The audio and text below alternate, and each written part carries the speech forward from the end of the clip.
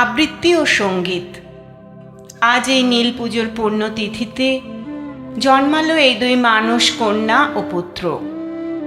এক নারী, যার কল্পনায় এসেছে আবৃত্তি নামটি। নারী মানেই তো সে হবু মা। তার মনের থেকেই জন্ম হলো আবৃত্তির, এবং তার মার মনে জন্মালো সঙ্গীত। আমি কয়েকদিন ধরেই বুঝতে পারছি মিরাকল কিছু ঘটতে চলেছে। ধ্যানমগ্ন অবস্থায় আমার মনে এসেছে একটা শব্দ, দেব শিশু। বাউলকে কদিন ধরেই বলে চলেছি কিছু একটা ঘটবে। কোনো অবতার পৃথিবীতে অবতীর্ণ হয়েছেন মানেই সেখানে অন্যরকম গল্প থাকে। এই নারীর গল্প সেই অন্য রকমের, আর সব মেয়েদের জীবনের থেকে আলাদা গল্প ওর, এমনকি ওর মায়েরও।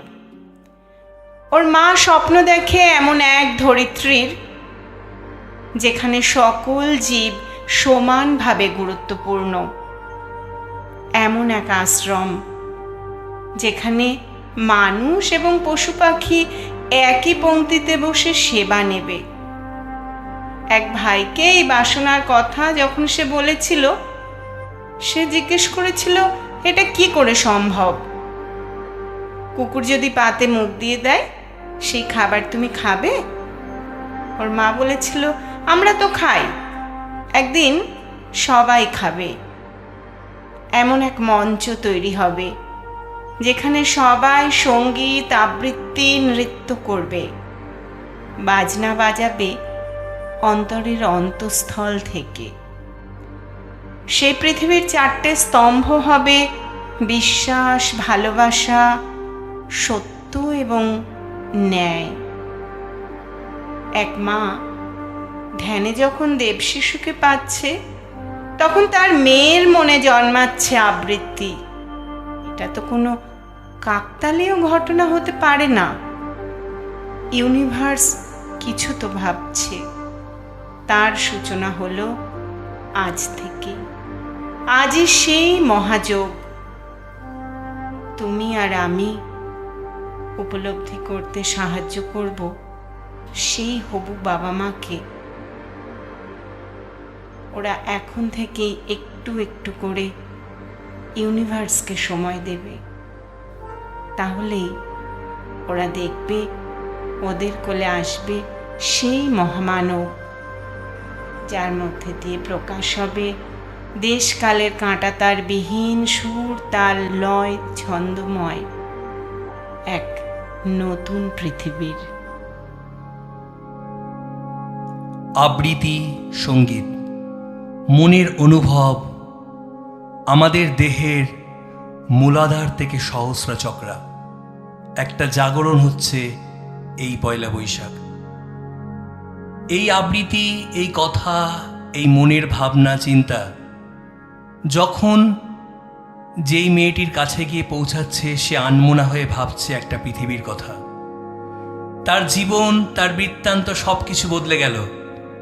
সে এখন কলকাতার কোনো বারে যায় না। সে এখন গঙ্গার পাড়ে গিয়ে বসছে বিকেলবেলায়, বেলুড় মঠে আরতি শুনছে।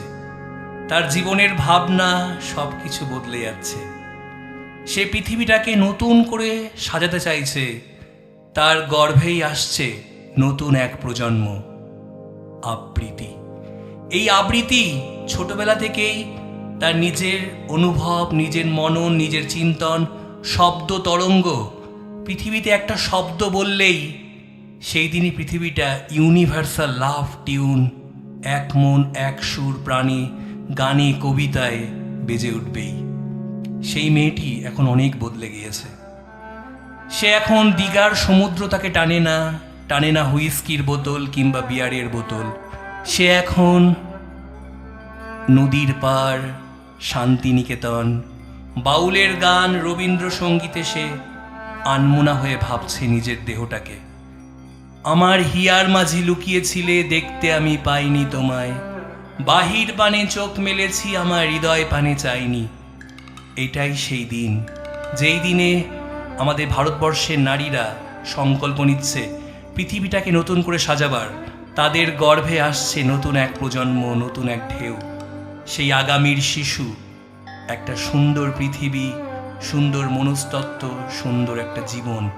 এই পৃথিবীটাই সঙ্গীত আবৃত্তিতে এক সুরে বেজে উঠবে।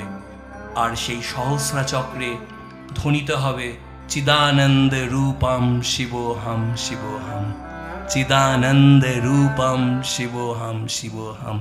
সেই শিব চেতনা সত্যম শিবম সুন্দরম। এই নীলকণ্ঠর এই দিনে, পূর্ণ পয়লা বৈশাখে এই কথাগুলো যখন সেই মেয়েটি শুনছে, তার জীবন ভাবনা, জীবনে বেঁচে থাকার পথ অনেক পরিবর্তন হয়ে যাচ্ছে।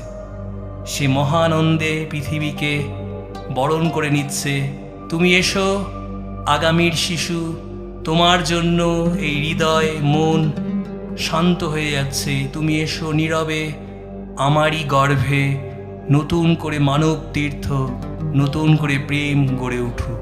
জয় হোক পৃথিবীর, জয় হোক আগামীর সকল মায়েদের একটা দৃঢ় সংকল্পের। এভাবেই পৃথিবীটা সুন্দর প্রেমময় হয়ে ওঠে।